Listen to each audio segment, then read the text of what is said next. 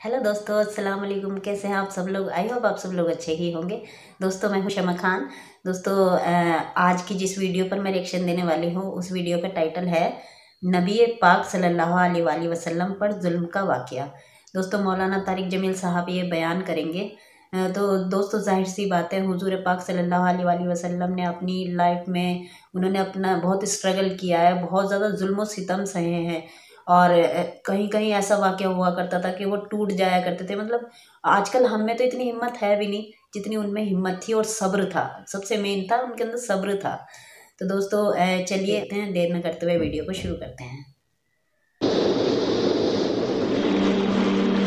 अपने नबी की जिंदगी, मेरे नबी मैंने जो कुछ बताया देख कर आए। ये वाहिद नबी है जिन्हें जमीन से उठाकर आसमान तक पहुंचाया। लेकिन ये कब पहुंचाया? जब आप मशक्कतों की चक्की में पिसते पिसते पिसते पिस के रह गए।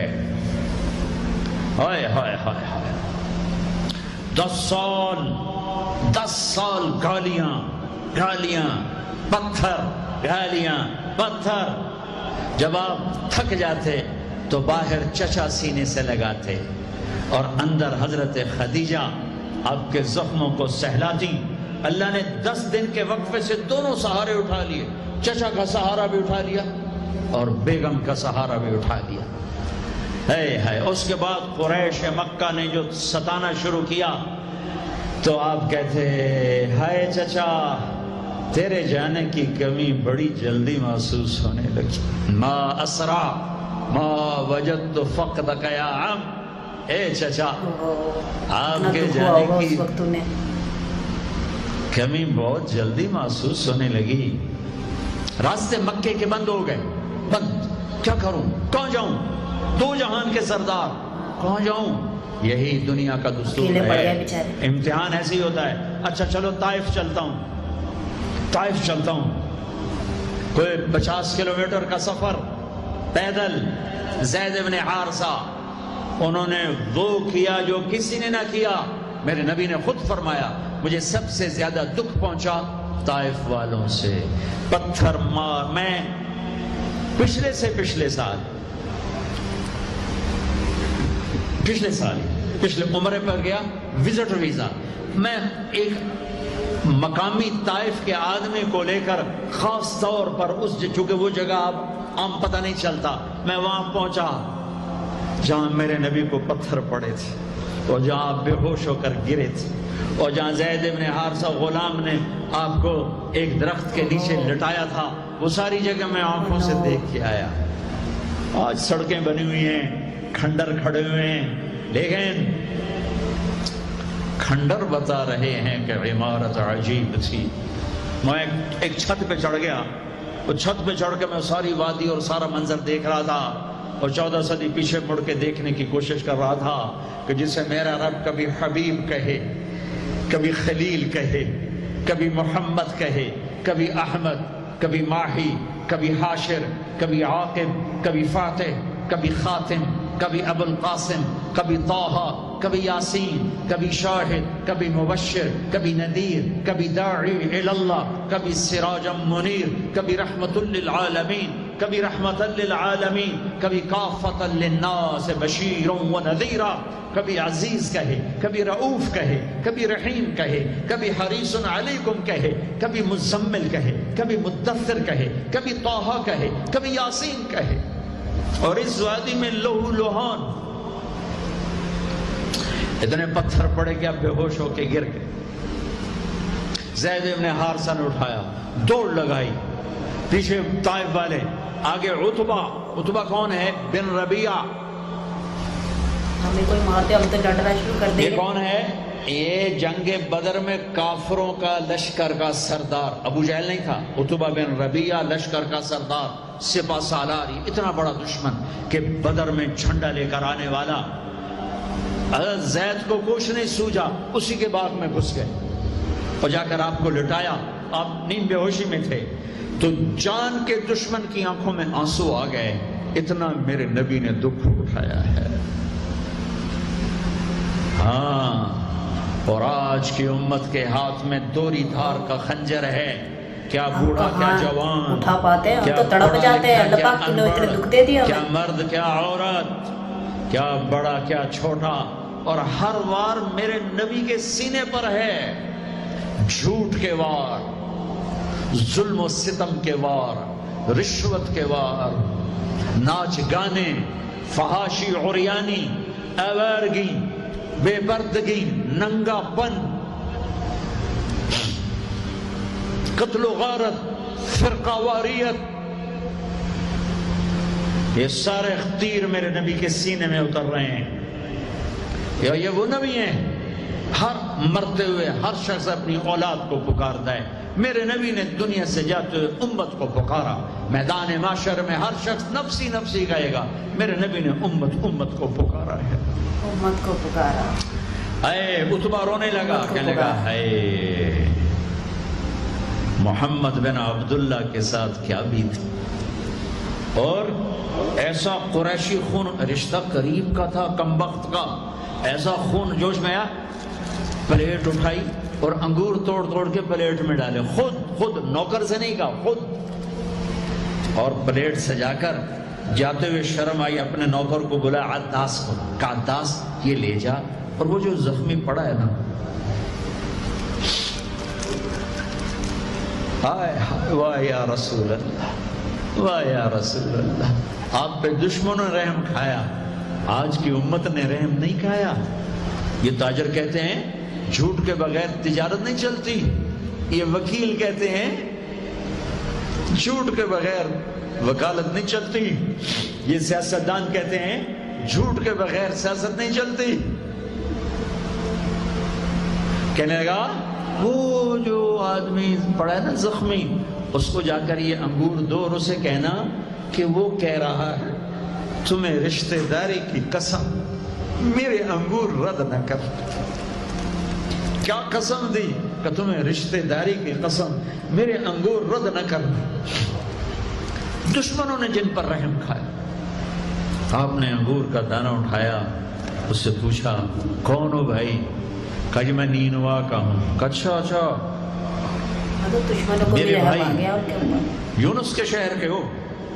کہا آپ کو یونس کا کیسے پتا ہے؟ کہ وہ نبی تھے، میں بھی نبی ہوں، اور سورہ یونس تھوڑی سی پڑھی تو وہ پاؤں پر چومنے لگا اور کلمہ پڑھ گیا، تو آپ کو اپنے زخم ہی بھول گئے۔ جب وہ واپس گیا تو عتبہ نے کہا تو نے میرے پاؤں تو کبھی نہیں چومے، اس کے کیوں چومے؟ پیارے عتبہ میرے آقا وہ سچا نبی ہے، مان جاؤ گے تو فلاح پاؤ گے۔ کہا تیروں پر بھی اس کا جادو چل گیا۔ پھر آپ نے ایک دعا مانگی ہے اسی انگور کی بیل کے نیچے، اللہم انی اشکو الیک دشمن بھی نیک ہو گیا، انہیں بھی کلمہ پڑھ لیا، حیلتی وحوانی علی النار۔ اے میرے رب آج میں کوئی دکھ سکھ نہ پھولوں تیرے ساتھ، آئے ہائے اپنا کوئی دکھڑا نہ بیان کروں تجھے میرے مولا، یہ لوگوں نے مجھے کیسے دکھ پہنچایا ہے، تو نے مجھے کن کے حوالے کر دیا۔ الى من تکلونی الى بعید یتجہمونی او الى عدو ملکتہ امری، یہ نا آشنا، یہ دشمن انہوں میرا یہ حال کر دیا۔ ان لم تکن علی ساخطا فلا ابالی، لیکن میرے رب اگر تو مجھ سے راضی ہے،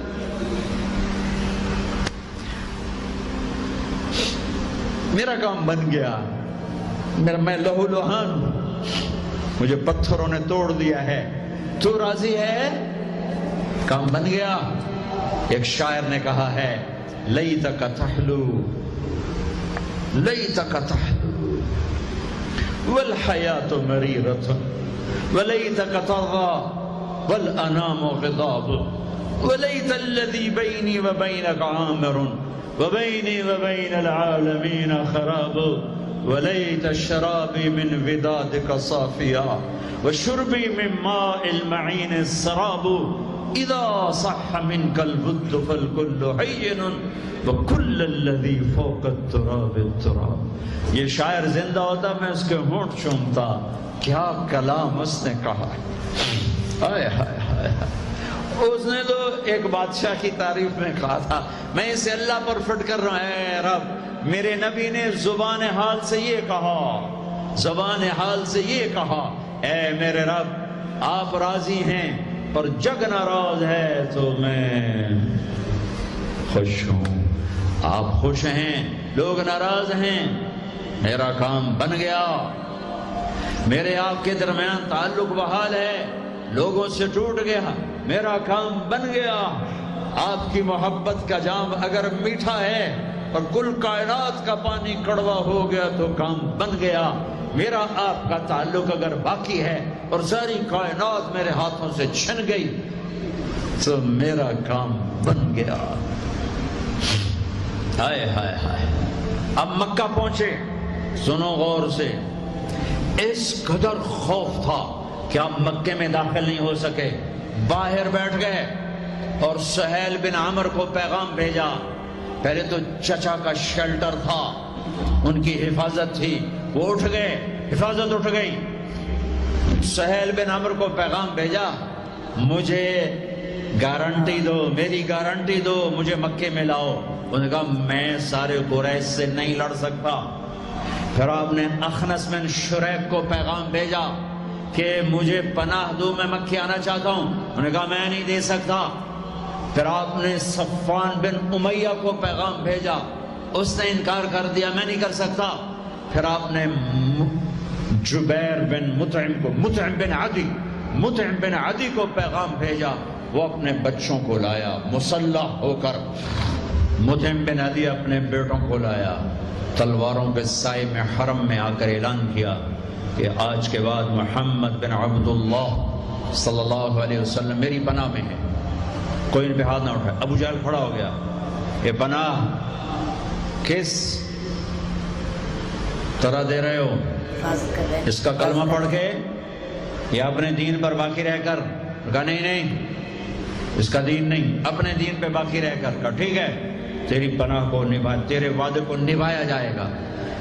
اس حال پر جب آپ پہنچے کہ کوئی مددگار، حضرت خدیجہ گھر سے اٹھ گئیں، چچا باہر سے اٹھ گئے، ساتھی ہیں کوئی نہیں، چاروں طرف اندھیرا ہے.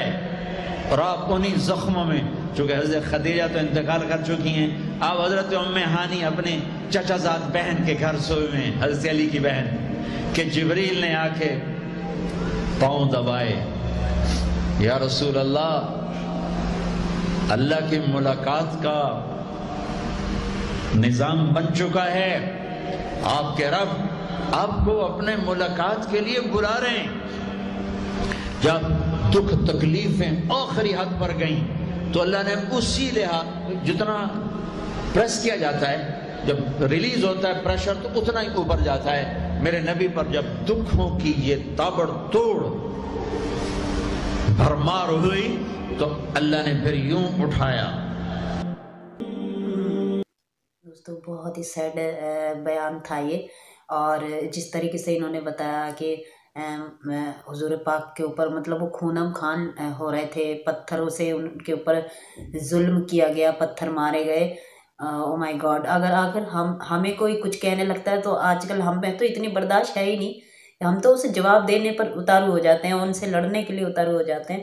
تو دوستو جس طریقے سے کہتے ہیں نا ماں باپ ہوتے ہیں اور کوئی اپنا سے ایک سہارا ہوتا ہے، تو وہ اگر ہمیں چھوڑ کر چلا جائے تو ہم کتنے تنہا ہو جاتے ہیں، مطلب زندگی بتانا بہت مشکل ہو جاتا ہے. لیکن چاچا کے جانے کے بعد اور بیوی کے جانے کے بعد وہ بہت زیادہ، اس وقت وہ بالکل کہتے ہیں نا انہیں ایک سہارے کی ضرورت تھی، کہ کہتے ہیں نا اگر ہم اداس ہوتے ہیں تو ہمیں کندھے کی ضرورت ہوتی ہے رونے کے لیے. وہ حضور پاک تو ویسے بہت ہمت والے تھے کہ وہ اس وقت آ کے ٹوٹے، ورنہ وہ بہت ہمت دکھائی انہوں نے کہ کئی سال تک جب تک وہ رہے. بہت ہی اس وقت سیڈ ماحول تھا جب انہوں نے یہ کہا نا کہ اے چچا جب آپ چلے گئے، مطلب آج آپ کے جانے کی کمی بہت مجھے محسوس ہو رہی ہے. وہ مجھے بڑا تھوڑا سا ایسا لگا جیسے کہ مطلب کیا بیتی ہوگی حضور پاک کے اوپر اس وقت. تو دوستو اگر آپ کو ویڈیو پسند آئی ہو تو پلیز لائک کر دیجیے گا اور سبسکرائب کرنا نہ بھولیں، اور کامنٹ میں مجھے ضرور بتایا کریں کہ آپ کو ویڈیو کیسی لگی. تو دوستو ملتے ہیں اگلی ویڈیو میں. اللہ حافظ.